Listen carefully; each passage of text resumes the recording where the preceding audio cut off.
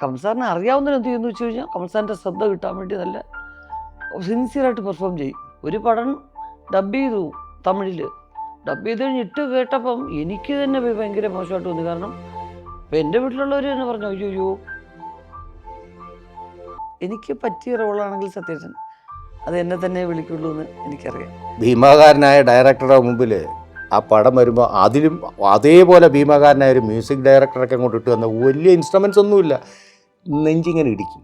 ആ പടത്തിൻ്റെ ഇവളുടെ ഒരു ട്രാൻസ്ഫോർമേഷൻ ആ കൊച്ചു കഴിഞ്ഞോട്ട് ഒയ്യോ. കൽപ്പന ചേച്ചിക്ക് ഡബ് ചെയ്യാന്ന് പറയുന്നത് വേറെ ആരും മാച്ച് ചെയ്തിട്ടില്ല. മിനി ചേച്ചിയുടെ ശബ്ദം മാച്ച് ചെയ്ത് ഡബ് ചെയ്ത ആളാണ് അനന്തവല്ലി. അത്ര നല്ല ആർട്ടിസ്റ്റ്. പക്ഷെ അവർ ശിവേട്ടൻ്റെയൊക്കെ കഞ്ഞി പാറ്റ ഇടുന്നത് എപ്പോൾ എന്ന് മാത്രം ആ ചോദ്യമാണല്ല ഇതിനെക്കാട്ടി നല്ലത്.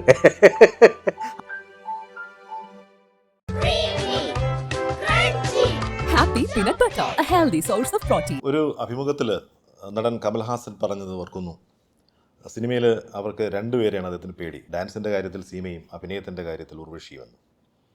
കാരണം അടുത്ത നിമിഷം അവരെന്ത് പെർഫോം ചെയ്യും എന്നറിയില്ല എന്നാണ് അദ്ദേഹം ഒരിക്കൽ വിശേഷിപ്പിച്ചത്. ആ അഭിനേത്രിയാണ്, ശരിക്കും ഒരു പാൻ ഇന്ത്യൻ സൂപ്പർ സ്റ്റാറാണ് എൻ്റെ മുന്നിലുള്ളത്. ഒപ്പം അദ്ദേഹത്തിൻ്റെ ചേച്ചിയുടെ ഹസ്ബൻഡും സംവിധായകനുമായ ശിവപ്രസാദ്. രണ്ടുപേർക്കും സ്വാഗതം.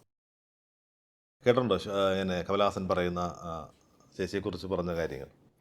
പിന്നെ തീർച്ചയായിട്ടും കേട്ടിട്ടുണ്ട്.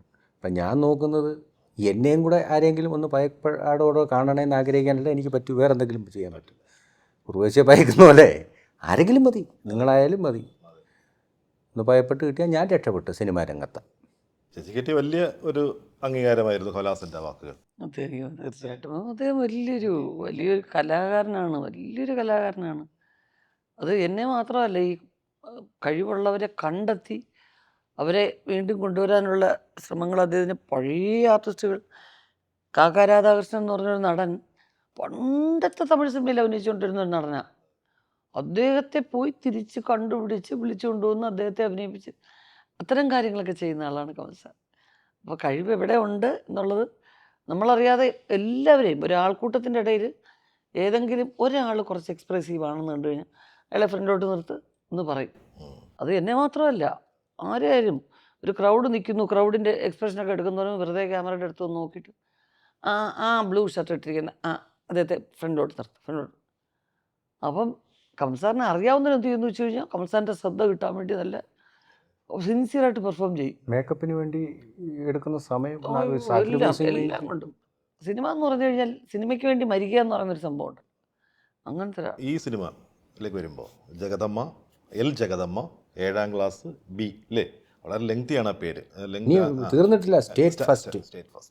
അത് അങ്ങനെ തന്നെ വേണമെന്നൊരു നിർബന്ധം ഉണ്ടായിരുന്നു. അത് നമ്മൾ എല്ലാം സ്ക്രിപ്റ്റൊക്കെ തീർന്നപ്പോൾ ഞങ്ങളിങ്ങനെ ചർച്ച ചെയ്തുകൊണ്ടിരുന്നപ്പം ഡയറക്ടറുടെ കോൺട്രിബ്യൂഷനാണ്. കാരണം പല പല പേരുകൾ നോക്കി അവസാനം ഈ ക്യാരക്ടറിൻ്റെ ഈ പേരിനൊരു ഇനിഷ്യൽ വേണമല്ലോ. അപ്പം ലക്ഷ്മി ജഗദമ്മയുടെ അമ്മയുടെ പേര് ലക്ഷ്മി എന്നാണ്. അപ്പം പഠനം എന്ന് പറയുന്നതിൻ്റെ ഒരു ഫുൾ സ്റ്റോപ്പ് വന്ന ഒരു 7ാം ക്ലാസ്. അപ്പോൾ 7ാം ക്ലാസ് ബി. ഇങ്ങനെ നമ്മൾ സിനിമയിൽ ഒരുപാട് കാണിക്കാത്ത കാര്യങ്ങൾ നമ്മൾ സംസാരിക്കുമല്ലോ. അങ്ങനെ സംസാരിച്ച് വന്നാൽ പിന്നെ ഇതങ്ങ് ടൈറ്റിലാക്കിയാൽ എന്താ ഒരു അട്രാക്ഷൻ. അതിന് വേണ്ടിയിട്ടാണ്. അതിനുശേഷം ഒരു ക്യൂരിയോസിറ്റി, സ്റ്റേറ്റ് ഫസ്റ്റ് എല്ലാവരും ചെയ്യുന്ന ഒരു സംഭവമാണ് ക്യൂരിയോസിറ്റി. നമ്മൾ നോവൽ എഴുതുമ്പം തുടർക്കഥ നോവൽ ഇതിലെ വരത്തില്ല, തുടരും ഇതായിരിക്കും തുടങ്ങുന്നത്. നായകനും നായികയും കൂടെ കിണറിനരിയിലേക്ക് കയറുമായി പോയി തുടരും. അങ്ങ് മനസ്സ് പിടപ്പിച്ച് കളയും. പിറ്റേ ആഴ്ച നോക്കിയിരിക്കുമ്പോൾ പടവും കാണും. കപ്പിയിൽ കയറിട്ട് കിണറ്റിൽ കയറിട്ടിട്ട് തൊട്ടി കെട്ടിയിട്ട് വരും. അത് ക്യൂരിയോസിറ്റി ഉണ്ടാക്കുന്നു. നിങ്ങൾ തന്നെ ചോദിക്കത്തില്ല 7ാം ക്ലാസ്സിൽ എന്തോന്ന് സ്റ്റേറ്റ് ഫസ്റ്റ് ചോദിക്കുമോ? അതിൻ്റെ മറുപടിയായിട്ടാണ് നമ്മൾ സിനിമയ്ക്ക് ഇറങ്ങിയേക്കുന്നത്. അപ്പോൾ എന്തായാലും ആ സിനിമ നിങ്ങൾ ഞങ്ങളെയൊക്കെ ഇഷ്ടപ്പെടുകയും സിനിമയെ സ്നേഹിക്കുന്ന ഒരു വ്യക്തിയാണെങ്കിൽ ഈ സ്റ്റേറ്റ് ഫസ്റ്റ് എന്താണെന്ന് എനിക്കൊന്ന് അറിയണം.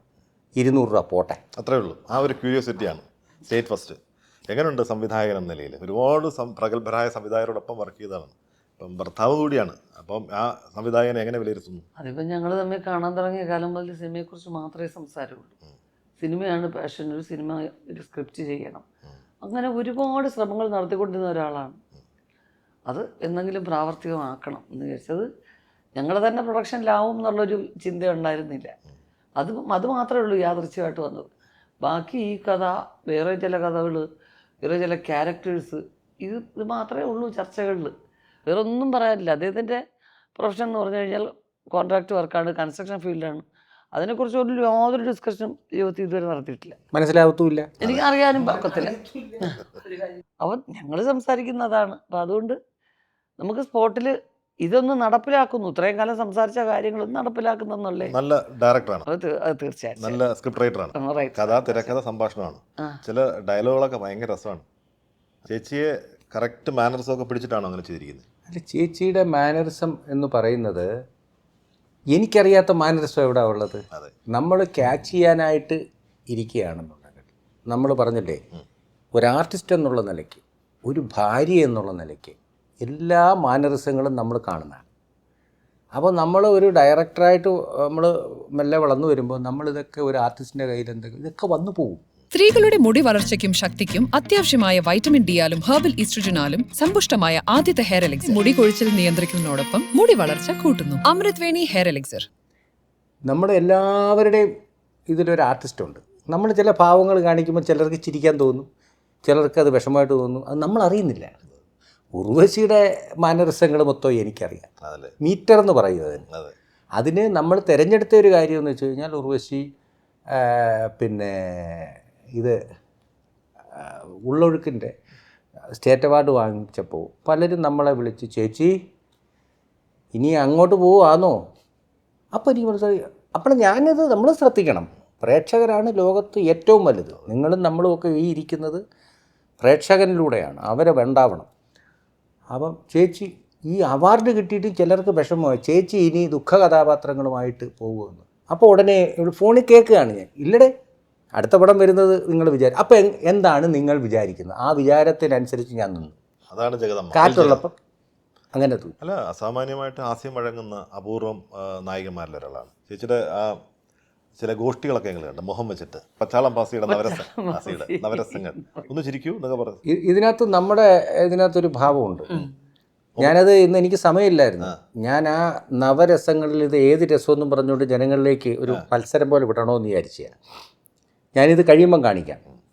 ആ രസം ഇപ്പം ഞാൻ പോസ്റ്ററിൽ വന്നിട്ടുണ്ട്, ആ രസം ഏത് രസമെന്നൊന്ന് പറഞ്ഞാൽ 100 രൂപ ഞാൻ തരും. നമുക്കറിയില്ല. അയ്യോ, അങ്ങനെ വന്ന ഒരു രസമല്ലത്. എന്താണ് ഫോട്ടോ എടുക്കാൻ വേണ്ടിയുള്ള ഷോട്ട് എടുത്ത് കണ്ണടക്കല്ലേ എന്ന് പറഞ്ഞപ്പോൾ കണ്ണിങ്ങനെ കുറേ നേരം വെച്ചാൽ നമ്മുടെ കണ്ണ് നിറയും. ഇങ്ങനെ ഒരു ചെറിയ ചിരിയിലേക്ക് നിൽക്കുകയല്ലേ. കുറേ കഴിയുമ്പോൾ ഈ ചിരി ഇവിടെയൊക്കെ ഈ ചിരി മാറിയിട്ട് നമ്മുടെ ഒരു ടെൻഷൻ വരും. എടുത്തങ്ങ് തീർത്താൽ മതി. അതിനിടയ്ക്കൊരു ഭാവം അറിയാതെ വരും. ആ സമയത്ത് നമ്മുടെ സ്റ്റിൽ ഫോട്ടോഗ്രാഫർ 2 കൊള്ളാവുന്ന ഫോണ് 3 നമ്മുടെ ക്യാമറയ്ക്ക് സൈഡിൽ നിൽപ്പുണ്ട്. എനിക്കൊരു ഭാവം വേണം. അപ്പം ഞാനിത് എടുക്കുന്നില്ല. നമുക്ക് ചില ഭാവങ്ങളുണ്ട്, അത് ഇഷ്ടപ്പെടുന്ന ചില ഭാവങ്ങളുണ്ട്. ഈ ഇഷ്ടപ്പെടാതിരിക്കുമ്പോൾ നമ്മൾ ഇഷ്ടപ്പെട്ടുകൊണ്ടിരിക്കുമ്പോൾ ചില ഭാഗം ഇഷ്ടപ്പെടില്ല ഒരു ഭാവമുണ്ട്. ഞാൻ പറഞ്ഞ് എടുത്തോണം, ഇല്ലെങ്കിൽ ഞാൻ അനിൽ നായർ ക്യാമറാമാൻ്റെ പറഞ്ഞു, ഇത് കിട്ടിയില്ലെങ്കിൽ ആ വീഡിയോയിൽ നിന്ന് എനിക്ക് കട്ട് ചെയ്ത് അതെടുക്കാമെന്ന് പറഞ്ഞു. നമുക്ക് എടുക്കാമെന്ന് പറഞ്ഞു. ഈശ്വര ഭാഗ്യത്തിന് കിട്ടി. അത് നമ്മൾ പോസ്റ്ററിന് ഉപയോഗിച്ചു. കുറേ നേരം ഇങ്ങനെ എന്ത് ഭാഗമാണ് ചെയ്തത്? എന്തോന്ന് ആർക്കറിയാം സുരേഷ്. അതാ ഇങ്ങനെ തന്നെ കുറേ നേരം നിൽക്കാൻ പറഞ്ഞു കഴിഞ്ഞാൽ എടുക്കുന്നേ ഇല്ല ഇവർ. അപ്പം നമ്മൾ കുറേ നേരം കഴിഞ്ഞ് ഇങ്ങനെ ആക്കാൻ പറ്റത്തില്ല. ശരിക്കും കുറേ നേരം നോട്ടിരിക്കുമ്പോൾ പക്ഷെ അകത്തുനിന്നുള്ളൊരു ദേഷ്യമുണ്ട്. എല്ലാം കൂടെ വന്നു കഴിഞ്ഞ് ഈ കണ്ണടച്ചൂടാ, കണ്ണിങ്ങനെ ഇങ്ങനെ ആവരുതേ, ഇമ വെട്ടരുതേ എന്ന് പറയുമ്പോൾ ഒരു പ്രത്യേക ഒരു ഭാവം അറിയാതെ വന്നത്. ഇതൊക്കെ കവിളൊക്കെ വെച്ചിട്ട് ചെറിയ ആക്ഷനൊക്കെ ഉണ്ടല്ലോ. അല്ല, അത് വാ ചിരിക്കാനാണ് പറഞ്ഞത്, വാ ചരിക്കാനല്ല. പിന്നെ ഇത് കൊങ്ങണം കുത്തുന്നുണ്ട്, അതൊക്കെ ഉണ്ട്. അത് രസമായിരുന്നു. അതെല്ലാം ഉണ്ട്. നമ്മൾ ഒന്ന് ആലോചിക്കേണ്ടത് പ്രേക്ഷകർക്ക് എന്തു വേണം. അത് നമ്മൾ ഒരു സംവിധായകരായാലും കഥ എഴുതുന്നവരായാലും ഇവരെ ശ്രദ്ധിച്ചുകൊണ്ടിരിക്കണം. പലപ്പോഴും നമ്മൾ തോക്കുന്നത് ഈ ജനങ്ങളെ ശ്രദ്ധിക്കാത്തത് കൊണ്ടാണ്. അപ്പോൾ ഉർവശിയുടെ ജനങ്ങൾക്ക് ഇഷ്ടപ്പെട്ട ഭാവങ്ങളുണ്ട്. ഇഷ്ടപ്പെടാത്തതിനെക്കുറിച്ച് ഞാൻ നോക്കേണ്ട ആവശ്യമില്ല. ഇഷ്ടപ്പെട്ട ഭാവങ്ങളിൽ എനിക്ക് ഞാൻ വിലയിരുത്തിയത് ഉർവശി സീരിയസ് ആയി കാണിക്കുന്ന കാര്യങ്ങളാണ് ജനങ്ങൾക്ക് ഏറ്റവും രസകരമായി തോന്നിയത്. സീരിയസ് ആയിട്ട് ഉത്തമ ഉദാഹരണം ഞാൻ പറഞ്ഞു. ഞങ്ങൾക്കൊക്കെ ഏറ്റവും ഇഷ്ടപ്പെട്ട ഒരു സാധനമാണ് കടിഞ്ഞൂൽ കല്യാണത്തിൽ. ഉർവശി സീരിയസ് ആണ്. എൻ്റെ മറ്റേ ഇത് ചുറ്റും ആൾ വയ്ക്കുകയാണ്, അവരെ കൊന്നുകളയെന്ന് പറഞ്ഞാൽ സംസാരിക്കുന്നത്, ശരിയല്ലേ? കോമഡി മൂമെൻറ്റ്സ് ഒന്നുമില്ല അതിനകത്ത്, വളരെ സീരിയസ് ആയിട്ടാണ്. അപ്പോൾ ഉർവശിക്ക് വഴങ്ങുന്ന കാര്യങ്ങൾ കൂടുതലും ഉർവശി സീരിയസ് ആയിട്ടാണ് പല കാര്യങ്ങളും എടുത്തിട്ടേക്കുന്നത്. അല്ല, എനിക്ക് തോന്നുന്നു ചേച്ചി ഏറ്റവും കൂടുതൽ ഒബ്സർവ് ചെയ്തിരിക്കുന്നത് ശിവചേട്ടനായിരിക്കണം. കാരണം ഭയങ്കര ഇതായിട്ടാണ് പറയുന്നത്, ഡീറ്റെയിലിംഗ് ആയിട്ടാണ് പറയുന്നത് ഓരോ കാര്യങ്ങളെക്കുറിച്ച്, അല്ലേ? അപ്പം ഈ എഴുത്തിൽ ഈ ഡയലോഗ് നല്ല രസമുള്ള ഡയലോഗ് ഉണ്ട്, അങ്ങനെ അതേ എഴുതുന്നത് നല്ല ഡയലോഗ്സാണ്. ഇനി ഒരു തുടക്കമല്ലേ, നമുക്ക് നല്ലതെന്ന് തോന്നുന്നത് എല്ലാം പ്രേക്ഷകർ സ്വീകരിക്കുമെന്ന് അറിയത്തില്ലെങ്കിലും ഇതിനകത്ത് അധികം ഇടപെടലൊന്നും ഞാൻ നടത്തിയിട്ടില്ല. കാരണം ഞാൻ വേറെ എൻ്റെ ഷൂട്ടിലും അതിലും ഇതിലുമൊക്കെ ആയിരുന്നു.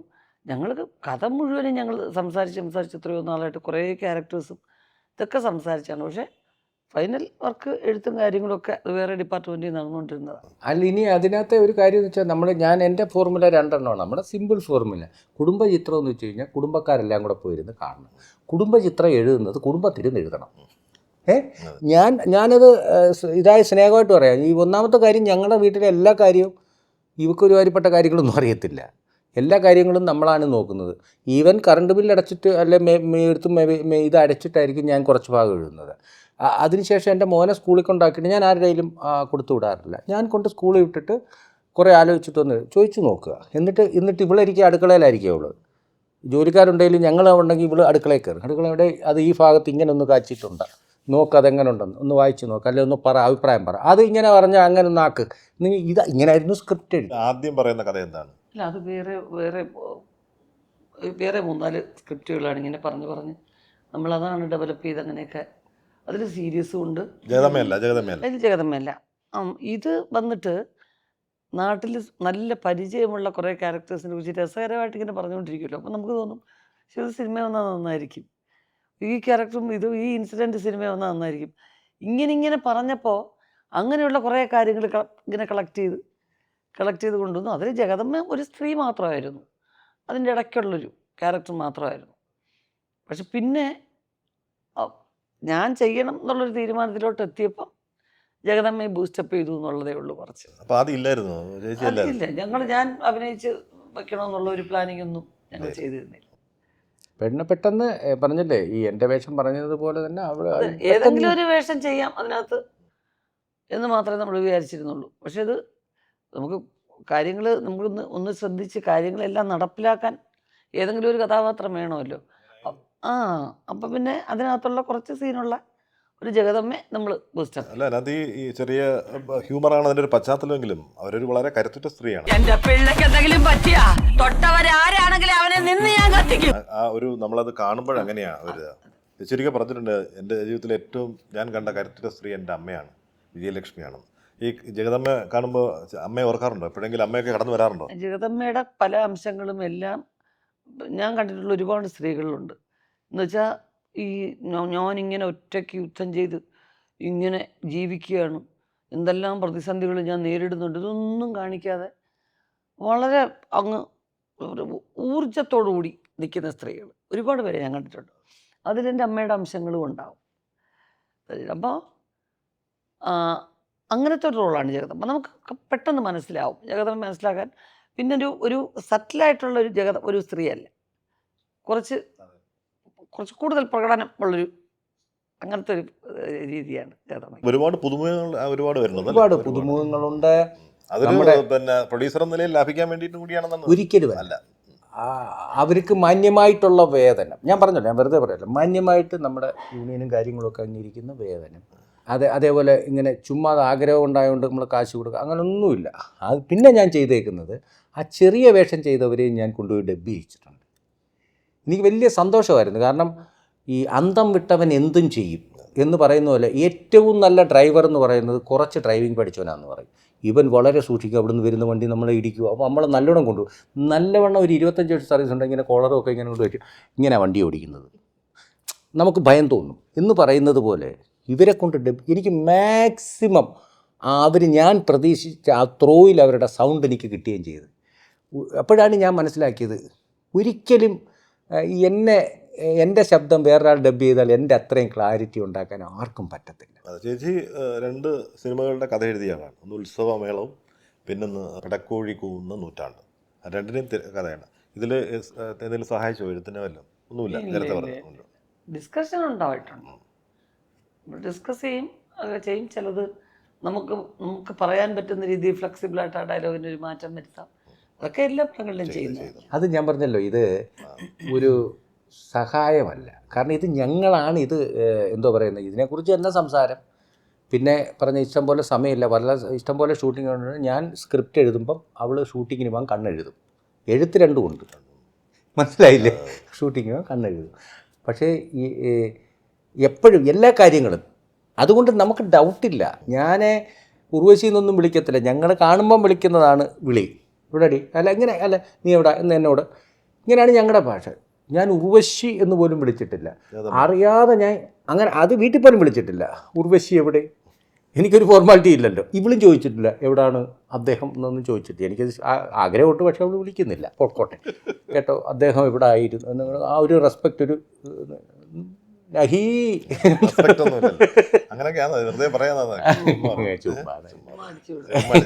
അപ്പോൾ ആവേശം വന്നാണ്. ഞങ്ങൾ ഞാൻ ഈ ക്യാമറയുടെ മുമ്പിലിരിക്കുമ്പോൾ ജഗദമ്മയെ വിളിക്ക് അറിയാതെ. അതേപോലെ എൻ്റെ ആർട്ടിസ്റ്റുകളെയൊക്കെ ഞാൻ വിളിക്കുന്ന പേരായിരുന്നു. അപ്പോൾ അവരൊക്കെ നമ്മൾ വേണമെങ്കിൽ സാഹിത്യത്തിൽ സന്നിവേശിപ്പിച്ചിഞ്ഞ് വരിക ആ വേഷം. ഞങ്ങൾ ആദ്യം കവിത രഞ്ജിനി എന്നാണ് പേര്, പിന്നെയാണ് ഉർവശി സ്ക്രീൻ പേസിലുള്ളത്. പിന്നെ വളരെ സ്നേഹമുള്ള ഒരു പൊടിമോളെന്ന് വിളിക്കും. അതായത് ചേട്ടൻ എന്താ വിളിക്കുന്നത്? ഡി പൊടിമോളെ എന്ന് വിളിക്കും. അങ്ങനെ വിളിക്കുമോ? വിളിക്കല്ലേ, സ്നേഹമുള്ളവരങ്ങനെ വിളിക്കുന്നത്. വളരെ കുറച്ച് ആൾക്കാർക്ക് അങ്ങനെ പൊടിയെന്ന് വിളിക്കുന്നുള്ളൂ. അന്നത്തെ സിനിമയിൽ എല്ലാവരും അങ്ങനെ തന്നെ. അല്ലാതെ നമ്മൾ ഈ വിളിക്കാൻ നമുക്ക് പെട്ടെന്ന് കോൺസെൻട്രേറ്റ് ചെയ്ത് വിളിക്കാനൊന്നും ഇത് കിട്ടത്തില്ല.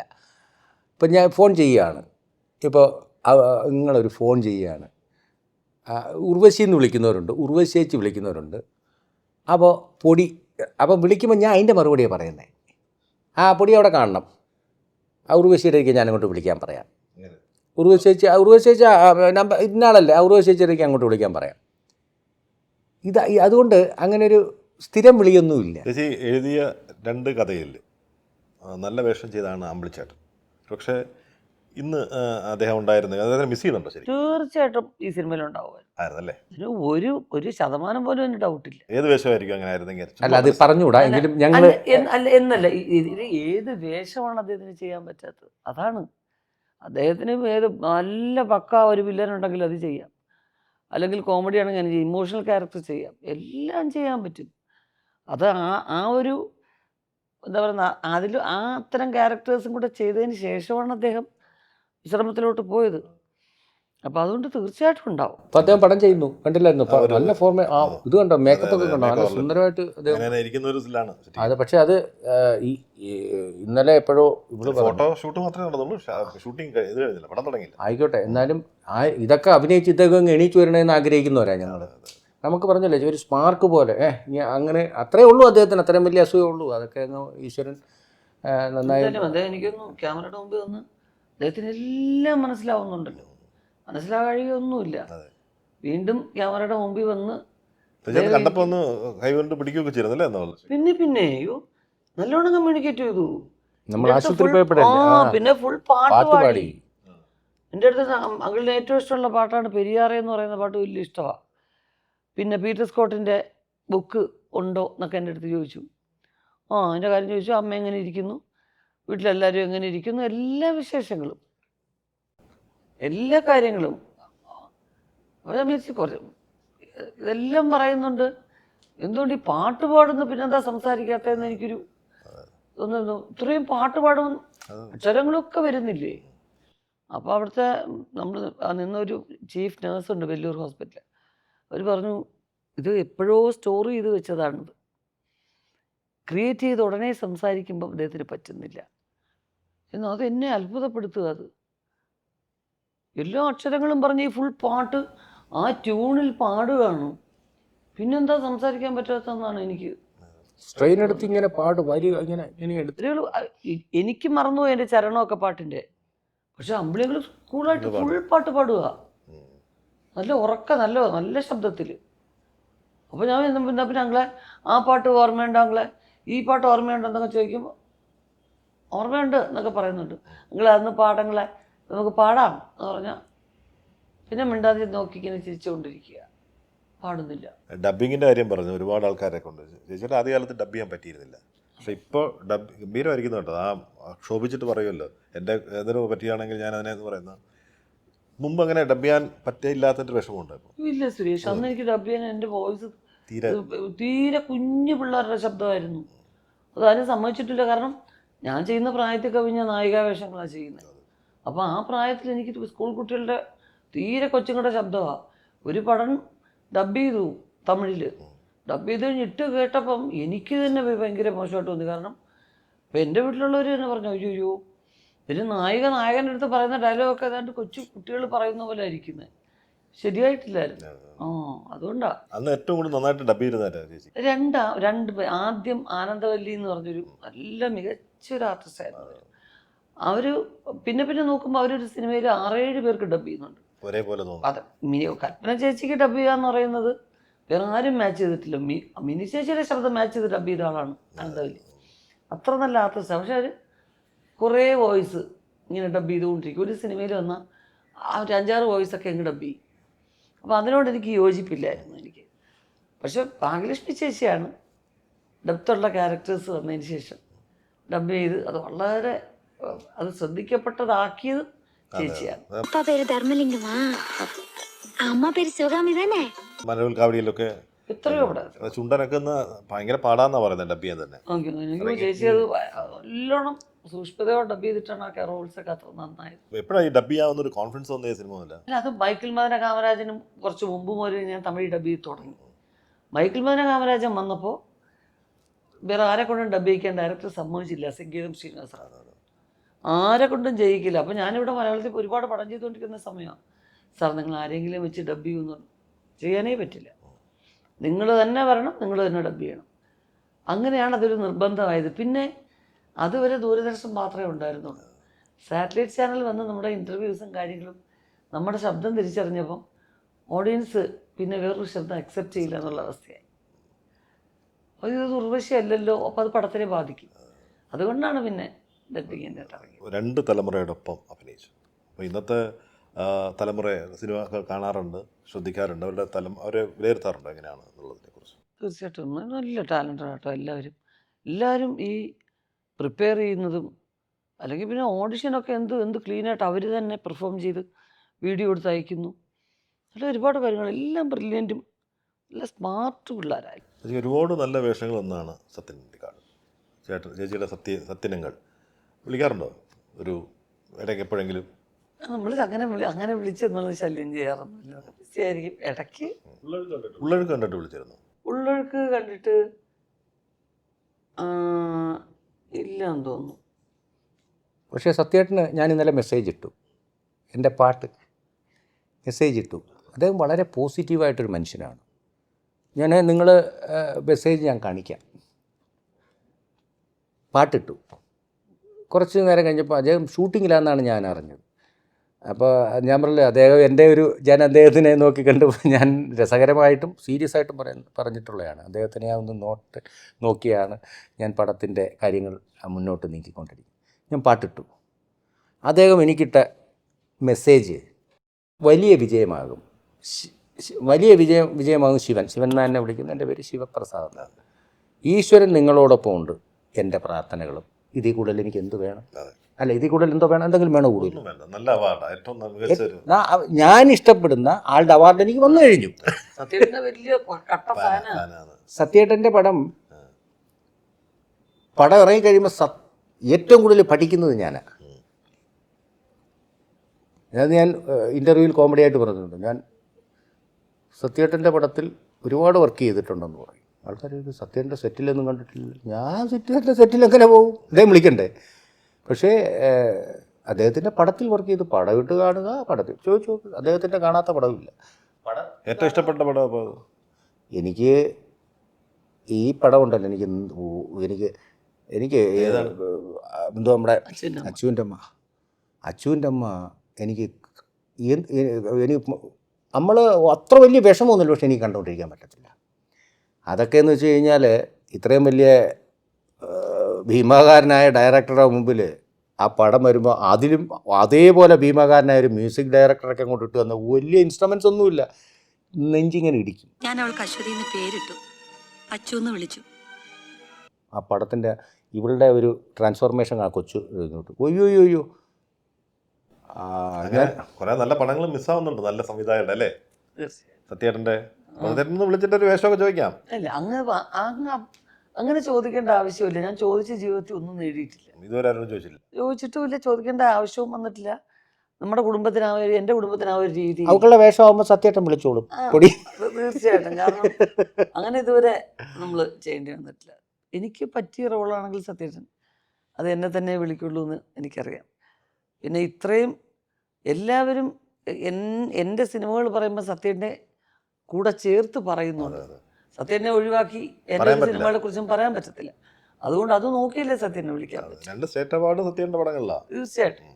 നാഷണൽ അവാർഡ് കിട്ടിയത് സത്യേട്ടൻ്റെ സിനിമയിലാണ്. അപ്പം അതങ്ങനെ അങ്ങനെ വിളിക്കാൻ പറ്റും. എപ്പോഴെങ്കിലും ഒരു സ്വപ്നത്തിൽ ഉർവശി വെച്ച് പടം ചെയ്യുന്ന എപ്പോഴും സ്വപ്നത്തിലും കണ്ടിട്ടുണ്ടോ? ഊർവശിയൊന്നും ഞാൻ സ്വപ്നം കണ്ടിട്ടില്ല. നമ്മൾ അത്രയൊക്കെ അങ്ങ് കട്ടിക്ക് പോകണോ? സ്വപ്നം കാണുമ്പോൾ ഒരു എളിമയോട് കാണണം. അപ്പോൾ അത് യാഥാർത്ഥ്യമായപ്പോഴോ താൻ ക്യാമറയ്ക്ക് മുന്നിൽ നമ്മൾ പറയുന്ന ഒരാളായിട്ട് ആർട്ടിസ്റ്റ് വന്നപ്പോഴോ? ഒന്നും തോന്നിയില്ല. കാരണം ഇത് ഒന്ന് ഞങ്ങളുടെ ഫാമിലി ആയിട്ട് മാറിയാ. ഞങ്ങൾ മോനുണ്ട്, ഞാനുണ്ട്, എല്ലാം ഇങ്ങനെ കുടുംബമായിട്ട് ഇരിക്കുന്നു. രാവിലെ പോകുന്നു, വൈകിട്ടിങ് വരുന്നു, ജഗദമ്മയുടെ വേഷം ചെയ്യുന്നു. ഇനിയും പടം നിർമ്മിക്കുമോ? ആദ്യത്തെ ഇപ്പം പിന്നെ ഇവിടെ കോഴി പോകുന്ന നൂറ്റാണ്ടിനകത്ത് ചേച്ചിയാണ് നിർമ്മിച്ചത്. അതായത് ബാനറാന്നറിയാമോ? അത് ഉർവര പ്രൊഡക്ഷൻസ്. അത് സത്യത്തിൽ ഞാൻ അതിൻ്റെ പ്രൊഡ്യൂസർ ആയിരുന്നില്ല. എൻ്റെ ബന്ധുക്കൾ പ്രൊഡ്യൂസ് ചെയ്തു. പക്ഷെ അവസാനം എന്നെ അതിൽ കൂടെ ചേർത്തു എന്നുള്ളതേ ഉള്ളൂ. അല്ലാതെ ഞാൻ നല്ല മെയിൻ പ്രൊഡ്യൂസർ. ഇതിനകത്ത് ഇനിയും സിനിമകൾ നിർമ്മിക്കും എന്നാണ് താല്പര്യം. എല്ലാ ഈശ്വരൻ്റെ ഒരു ഇതിലല്ല. ചേച്ചിയുടെ ഒരു കരിയർ നോക്കിക്കഴിഞ്ഞാൽ ഒരുവിധ ഒട്ടുമിക്ക ആർട്ടിസ്റ്റുകളോടൊപ്പം അഭിനയിച്ചിട്ടുണ്ട്, രജനീകാന്തിനോടൊപ്പം മാത്രം അഭിനയിച്ചില്ല. അത് എന്തെങ്കിലും സമീപിച്ചിരുന്നു ആരെങ്കിലും? അതെങ്കിൽ നടക്കാതെ പിന്നെ ഒരുപാട് സിനിമകൾ വന്നിട്ടുണ്ട്, പല കാരണങ്ങൾ കൊണ്ട് നടക്കാതെ വന്നിട്ടുണ്ട്. പിന്നെ മിക്കവാറും ഈ ഗ്ലാമറസ് ആയിട്ട് ഒരു 3-4 പാട്ടും കുറച്ച് നായകൻ്റെ കൂടെ വരുന്ന സീൻസും എന്നൊക്കെ ഉള്ള രീതി ആയതുകൊണ്ടാണ് പിന്നെ പലതും നമ്മൾ ചെയ്യാതെ വിട്ടത്. നമ്മുടെ പ്രസൻസ് അറിയിക്കുന്ന കാര്യങ്ങളൊന്നും വലുതായിട്ടില്ല എന്ന് തോന്നുമ്പം അങ്ങനെ അങ്ങ് സീരിയസ്നെസ്. സൗഹൃദം ഉണ്ടോ അദ്ദേഹമായിട്ട്? തീർച്ചയായിട്ടും. പിന്നെ രജനി സാറോട്ട് ഏറ്റവും നല്ല സൗഹൃദം എല്ലാ കാലത്തും. അദ്ദേഹം വിളിക്കാറുണ്ടോ? ഇല്ല, അങ്ങനെയില്ല. അവരൊക്കെ അവരുടെ മറ്റേ കാര്യങ്ങൾക്ക് ആയിട്ട് നടക്കുന്നതല്ലേ. കമൽ സാറും അങ്ങനെ വിളിക്കാറില്ല. അത്യാവശ്യങ്ങൾ എന്തെങ്കിലും ഉള്ളപ്പോൾ ഞാൻ വിളിക്കും കമൽ സാറിനെ. അവരവരുടെ ഓരോ ഇതുമായിട്ടൊക്കെ ബിസിയല്ലേ. കമൽ സാറിന് ഏറ്റവും അവസാനം വിളിച്ചെന്നാണ്? കുറച്ചായി. ബാലചന്ദ്രൻ സാർ അല്ല, അതിനുശേഷവും നമ്മുടെ എനിക്ക് വേണ്ടപ്പെട്ട പരിചയമുള്ള ആളിൻ്റെ ബ്ലഡ് ഡൊണേറ്റ് ചെയ്യാൻ വേണ്ടി സാറിൻ്റെ ഫാൻസ് അസോസിയേഷൻകാർ കൊണ്ടുവന്ന് കൊടുക്കും. രക്തദാനം അതറിയാം. അദ്ദേഹത്തിൻ്റെ ഫാൻസ് അങ്ങനെയുള്ള കാര്യങ്ങളാണ് ചെയ്യുന്നത്. അപ്പോൾ അങ്ങനെ ഒരു സിറ്റുവേഷൻ വന്നപ്പോഴും ഞാൻ വിളിച്ചപ്പോൾ അപ്പോഴേ തന്നെ ആൾക്കാരെ അയച്ചു. അവർ വന്നു, ആ സർജറിക്ക് വേണ്ട കാര്യങ്ങളൊക്കെ ചെയ്തു കൊടുത്തു. അങ്ങനെയൊക്കെ ഉള്ള കാര്യങ്ങൾ. ഉള്ളവർക്ക് സ്റ്റേറ്റ് അവാർഡ് വീണ്ടും കിട്ടിയപ്പോൾ നമ്മൾ അഭിനന്ദിച്ചവരാരെങ്കിലും ഉണ്ടായിരുന്നു കൂട്ടത്തിൽ നമ്മുടെ ഇവിടുന്ന് മലയാള സിനിമയിൽ നിന്ന്? എല്ലാവരും, എത്രയോ പേര്, സിനിമയ്ക്കകത്തുള്ളവരും സിനിമയ്ക്ക് പുറത്തുള്ളവർ, ഒത്തിരി പേരുണ്ടായിരുന്നു. ഒത്തിരി പേര്, എനിക്കൊന്ന് അത്രയും പേര് ഒരേപോലെ തുടർച്ചയായിട്ടുള്ള ദിവസങ്ങളിൽ വിളിച്ച ഈ അടുത്ത കാലത്ത് സിനിമ ഉള്ളൊരു കാര്യം. സിനിമയുടെ എല്ലാ മേഖലകളിലും കൈവച്ചു. ഇനി എന്നാണ് സംവിധാനം എന്നുള്ളതാണ് ഒരു ചോദ്യം കൂടി അവശേഷിക്കുന്നത്. ആ ഒരു പുലിയെ കയറി പിടിക്കാൻ എനിക്ക് താല്പര്യം. അല്ല, അതിനെക്കാട്ടി എപ്പോഴാണ് ശിവേട്ടൻ്റെ, അല്ലെ ചേട്ടൻ വിളിച്ചാൽ മതി എന്നത്, ശിവേട്ടൻ്റെയൊക്കെ കഞ്ഞി പാറ്റ ഇടുന്നത് എപ്പോൾ എന്ന് മാത്രം. ആ ചോദ്യം അതല്ല ഇതിനെക്കാട്ടി നല്ലത്. അതാണ് ഏറ്റവും നല്ല ചോദ്യം. ചേച്ചി ഇനി എപ്പോഴാണ് ഡയറക്ഷൻ? എനിക്കത് താല്പര്യമില്ല സുരേഷ്. കാരണം ഇതുവരെ അതൊരു വലിയ ഉത്തരവാദിത്വമാണ് സുരേഷ്. ആ ഒരു കോർഡിനേഷനും അത് തിയേറ്റർ റിലീസാവുന്നവർ അതിൻ്റെ പുറകെ നടക്കാനും കാര്യങ്ങളൊക്കെ അതൊന്നും ടെൻഷൻ എടുക്കാൻ വയ്യ. അങ്ങനെയൊന്നും ടെൻഷൻ എടുക്കാൻ എനിക്ക് വയ്യ. ശരിക്കും സംവിധായകൻ എന്ന നിലയിൽ പറഞ്ഞു അദ്ദേഹം വളരെ പെർഫെക്റ്റാണ്. ഒരു ലൈഫ് പാർട്ണർ എന്ന നിലയിൽ എങ്ങനെയാണ് അദ്ദേഹത്തിനെ വിലയിരുത്തുന്നത്?